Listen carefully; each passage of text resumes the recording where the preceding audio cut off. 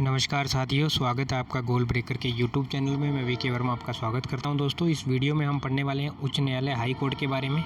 तो पीछे के जो लेक्चर हैं, मैंने काफ़ी सारे लेक्चर करवा दिए। वो जो आप जब इस वीडियो को एंड करोगे तो यहाँ पे इंडियन पॉलिटी के नाम से आपको प्लेलिस्ट मिलेगी, ठीक है। उसमें सारे आपको कंप्लीट 11 लेक्चर जो हैं वो मिल जाएंगे और ये 12वां लेक्चर भी उसके अंदर ऐड हो जाएगा।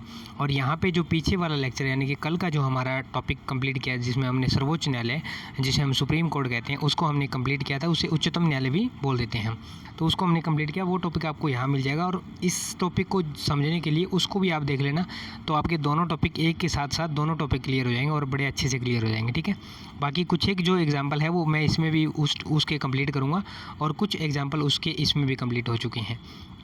तो आप ज़रूर से उसको ज़रूर देख लेना और इंडियन जो पॉलिटी है उसकी प्लेलिस्ट यहाँ पे उसको विजिट कर लेना। चलिए वीडियो को शुरू करते हैं।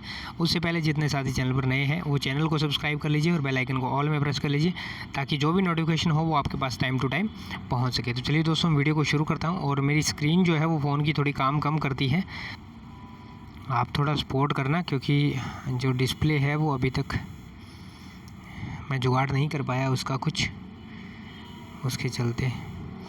तो चलिए शुरू करते हैं। इसमें है उच्च न्यायालय। उच्च न्यायालय के बारे में पढ़ते हैं। सबसे पहले जो हमारा इस तरफ को मैं पढ़ता हूँ। जो हमारा संविधान है उसके भाग 6 के अध्याय 5 में अध्याय बने हुए उसमें, और भाग 6 का जो 5वां अध्याय है उस अध्याय के अंदर जो उच्च न्यायालय है, हाई कोर्ट है, उसके बारे में जिक्र किया गया। और अनुच्छेद 214 से लेकर के 231 214 टू 231 से उसका पूरा कंप्लीट उसमें बताया गया है। यहाँ हमें जो मेन जो अनुच्छेद वो पढ़ने हैं उसके बारे में आपको बताता हूँ। तो सबसे पहले हमें 214 पढ़ना है, जिसमें दिया गया कि एक राज्य के लिए एक क्या होगा, उच्च न्यायालय होगा। क्या होगा, संविधान जब शुरू में हमारा बना था तो उस समय में क्या लिखा गया था, एक राज्य के लिए एक न्यायालय होगा, या राज्यों के लिए एक उच्च न्यायालय होगा। फिर 216 में उसके गठन की पूरी प्रक्रिया बताई गई है कि उसका किस तरह से गठन किया जाएगा। 231 में बताया गया 2 या 2 से अधिक राज्यों के लिए एक हाई कोर्ट होगा। ये बाद में जो है उसके अंदर ऐड किया गया कि 2 या 2 से अधिक राज्यों में होगा, क्योंकि जब शुरू में हमारे राज्य बने थे तो आप जानते हो कि भाषाई आधार पर जो राज्य बने थे, 14 राज्य जब बने थे, लेकिन धीरे धीरे टूटते अब कितने हो गए, अप्रॉक्सीमेट आप मान सकते हो कि ये टूटता ही रहता है। तो इसका कोई वो नहीं होता कि कभी जुड़ जाते हैं राज्य, कभी जुड़ भी सकते हैं और कभी टूटते ही रहते हैं। तो ये डिपेंड करता है। इसलिए बाद में इसमें ये किया गया कि 2 या 2 से अधिक राज्यों पर भी एक हाई कोर्ट हो सकता है, और बहुत सारे राज्यों पर है। और 2 या 2 से अधिक राज्य ही नहीं, केंद्र शासित प्रदेश को मिला करके भी हाई कोर्ट हो सकता है। अगर मैं वर्तमान की बात करूँ तो वर्तमान में यहाँ पर हमारे पास 25 जो उच्च न्यायालय हैं हमारे पास हैं। और जो हाल ही में न्यू बना है वो अमरावती है, जो सबसे लेटेस्ट है वो अमरावती है। तो और इनमें ना 24 तो जो है वो राज्यों के लिए है, प्लस में 24, स्क्रीन थोड़ा कम काम कर रहा है, लिखने में मैं पूरा वो कोशिश कर रहा हूँ। और एक जो है वो उसके लिए है जो आपका यूनियन टेरिटरीज, केंद्र शासित प्रदेश, जिसमें दिल्ली आता है, ठीक है। तो एक दिल्ली का हाई कोर्ट हो गया और दिल्ली के अंदर सुप्रीम कोर्ट है, तो दिल्ली का एक हाई कोर्ट हो गया, और बाकी 24 जो है वो अदर स्टेट के हमारे हैं। अब बात करते हैं न्यायाधीश की संख्या। जैसे हमारा सुप्रीम कोर्ट है उसके अंदर न्यायाधीश की संख्या जो है वो फिक्स है, कितनी है, 34 है, जिसके अंदर एक मुख्य न्यायाधीश है और जो 33 है वो अन्य न्यायाधीश है। लेकिन यहाँ पे क्या होता है कि यहाँ पे फिक्स नहीं होता। हालांकि तय तो राष्ट्रपति करते हैं, वहाँ पर भी राष्ट्रपति महोदय तय करते हैं सुप्रीम कोर्ट की सलाह लेकर के। जो उनकी 4 जजों की 5 जजों की पीठ बैठती है, जिसमें एक न्यायाधीश होता है और 4 अन्य न्यायाधीश होता है। उसकी 5 की पीठ बैठती है, यानी कि झुंड एक बैठता है, मंडली बैठती है। वो राष्ट्रपति महोदय को सलाह देती है, नाम देती है, और फिर वो क्या करते हैं, उसमें जो मुख्य न्यायाधीश है उसको चुन लेते हैं। लेकिन यहाँ क्या होता है, यहाँ राष्ट्रपति महोदय खुद तय करते हैं, जिसके अंदर वो सलाह ले सकते हैं चाहे किस से। तो वो सलाह का यहाँ मैंने नीचे बता रखा है, जो नियुक्ति का प्रोसेस है उसमें ले सकते हैं। सुप्रीम कोर्ट का जो होते हैं उनकी सलाह लेते हैं, हाई कोर्ट की भी सलाह लेते हैं, और जो राज्यपाल महोदय हैं उनकी भी सलाह लेते हैं। यहाँ पे राष्ट्रपति नियुक्ति करते हैं, लेकिन इनकी सलाह पे करते हैं। लेकिन जो संख्या होती है न्यायाधीश की, वो डिपेंड करती है कि किस एरिया के अंदर कितनी जनसंख्या है, किस एरिया में कितने केसेज आ रहे हैं। अभी गोवा और अगर यूपी की बात करें तो यहाँ जो जजेस की संख्या में बहुत सारा डिफरेंस होगा, जो न्यायाधीश हैं उनकी संख्या में डिफरेंस होगा। लेकिन जो हाई कोर्ट है है उसके सुप्रीम कोर्ट है उसके अंदर ऐसा नहीं है, उसमें फिक्स कर रखा है कि इतना हो, क्योंकि देश के अंदर एक ही तो सुप्रीम कोर्ट है। लेकिन जो हाई कोर्ट है वो 25 हाई कोर्ट है, तो उसमें डिफ़र करता है कि किस एरिया में कितना रखा जाएगा, ठीक है। नियुक्ति का प्रोसेस मैंने आपको, नियुक्ति की जो प्रक्रिया है वो मैंने आपको बता दी कि जो अनुच्छेद 217 है उसके अंदर नियुक्ति का पूरा प्रोसेस बताया गया है। और जो राष्ट्रपति महोदय है वो सुप्रीम कोर्ट से सलाह लेते हैं, हाई कोर्ट से सलाह लेते हैं, राज्यपाल से सलाह लेते हैं, फिर वो क्या करते हैं, नियुक्ति करते हैं।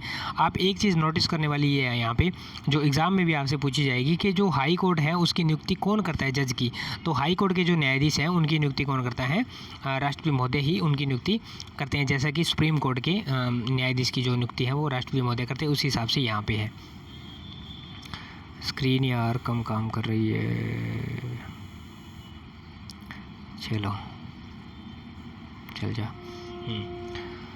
आगे योग्यता की बात करें तो योग्यता के अंदर भारतीय नागरिक होना जरूरी है। उसके बाद 10 वर्ष का न्यायाधीश रहा हो, कहाँ पे, या तो हाई कोर्ट में 10 वर्ष का न्यायाधीश रहे हों, या फिर हाई कोर्ट में 10 वर्ष की वकालत का एक्सपीरियंस हो, यानी कि वकालत करने का अनुभव होना चाहिए। इन दोनों में से किसी एक में होगा तो आपका चल जाएगा, आप योग्य हो किसके लिए, हाई कोर्ट के मुख्य न्यायाधीश बनने के लिए।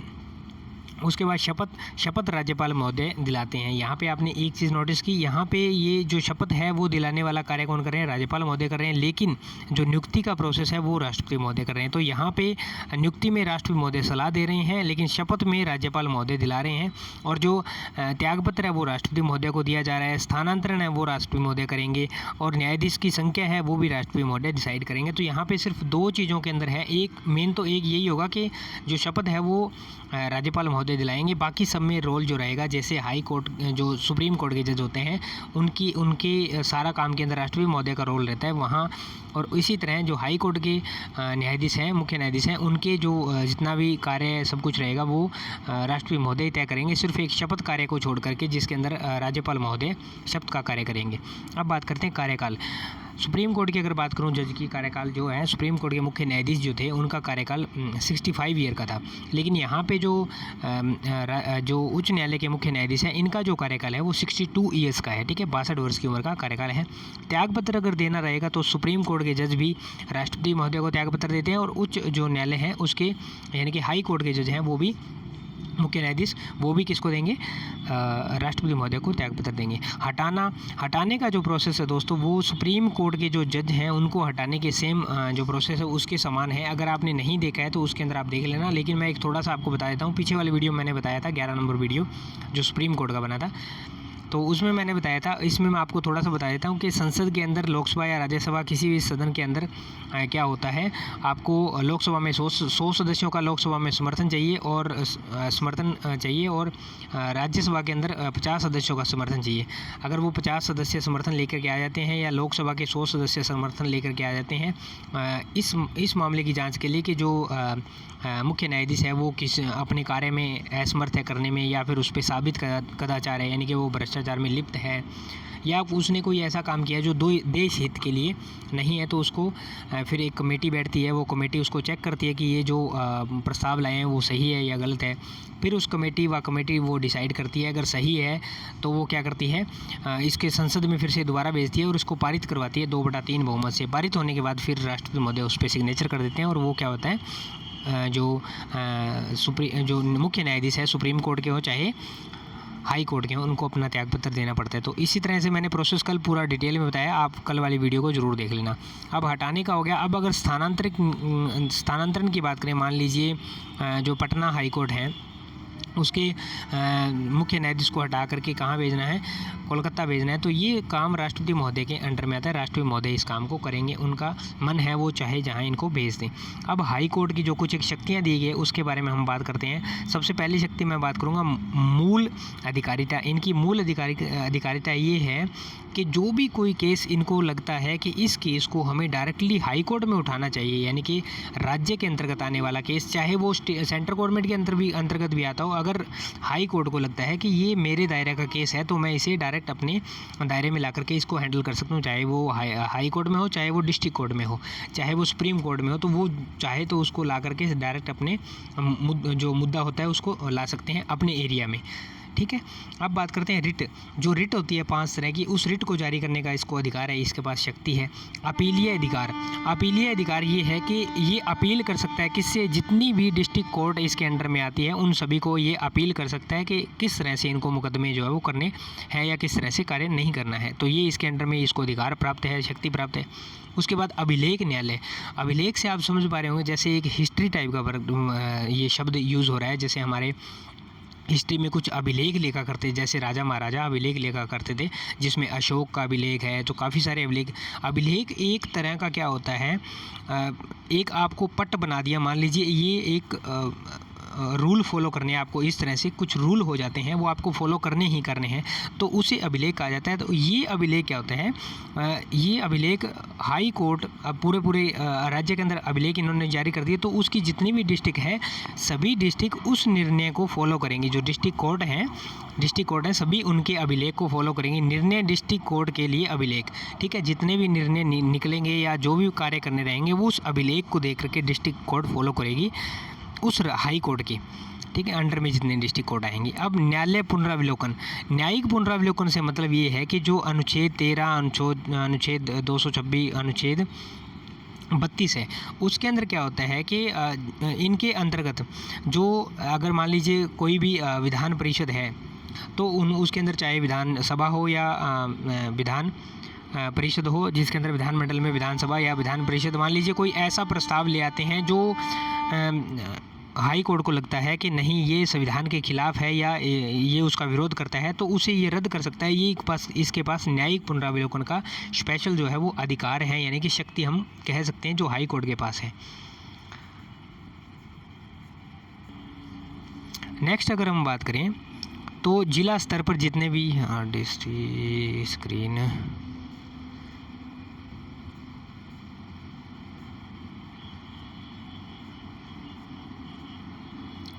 जिला स्तर पर न्यायालयों का रखरखाव। जितने भी जिला स्तर पर न्यायालय होते हैं उनको रखरखाव, उनके लिए गाइडलाइन जारी करना, उनको कैसे कार्य करना है, ये सब काम किसका है, हाई कोर्ट का काम है। हाई कोर्ट उनको दिशा निर्देश देते हैं और उसी दिशा निर्देश पर जो है सुप्रीम जो हाई कोर्ट के जिला न्यायालय हैं यानी कि डिस्ट्रिक्ट कोर्ट हैं वो कार्य करते हैं। 6 नंबर पे मैं आपको बताना चाहूँगा जो विशेष इनको जो प्राप्त शक्तियाँ हैं उसके अंदर क्या होता है, कुछ विशेष अधिकार इस तरह के होते हैं जिनके अंदर जो केंद्र सरकार के भी कुछ ऐसे मुद्दे हो जाते हैं जिनको राज्य सरकार की जो उच्च न्यायालय है वो चाहे तो उस मुद्दे को उसके अगेंस्ट में कार्य कर सकती है, अगर वो संविधान के खिलाफ हैं तो ये कुछ एक विशेष इनको अधिकार प्राप्त होते हैं, जो कि अगर हम देखें तो सुप्रीम कोर्ट ने ऐसा कर देते हैं। उसके बाद अगर उच्च न्यायालय की हम बात करें तो इनका सर्वप्रथम कहाँ है, तो जो 1862 के अंदर है इनका आपको देखने को मिलेगा, आपने हिस्ट्री में भी पढ़ा होगा, वहाँ पर इन्होंने जो न्यायिक व्यवस्था शुरू की थी उसमें अंग्रेज़ों के ज़माने में, तो वहाँ से हाई कोर्ट का जो जन्म है वहाँ से होता है, जिसमें बॉम्बे हाई कोर्ट है, कोलकाता हाई कोर्ट है और मद्रास हाई कोर्ट है। तो उनकी जो प्रेसिडेंसी थी उसी के हिसाब से, जैसे बॉम्बे मद्रास प्रेसिडेंसी कोलकाता, उसी के हिसाब से वहाँ पे हाई कोर्ट का जो प्रावधान है वो था। उसके बाद धीरे धीरे इनको बढ़ा करके कर दिया गया। तो अभी हमारे देश में जो है वो 25 है, मैंने जैसे आपको बताया, जिसके अंदर 24 तो स्टेट के हैं और एक डिस्ट्रिक्ट जिसका है केंद्र शासित प्रदेश जिसमें दिल्ली आता है उसका है। तो दोस्तों ये थी आपके लिए महत्वपूर्ण वीडियो। अगर आपने पीछे के लेक्चर नहीं देखे तो वो भी देख लेना। उम्मीद करता हूँ जानकारी आपको अच्छी लगी होगी। चैनल पर अगर नए आए तो सब्सक्राइब कर लेना। वीडियो अगर अच्छी लगी हो तो लाइक करना, दोस्तों के साथ शेयर करना। मिलते हैं नेक्स्ट वीडियो में नेक्स्ट अपडेट के साथ, तब तक के लिए जय हिंद, जय भारत, वंदे मातरम साथियों।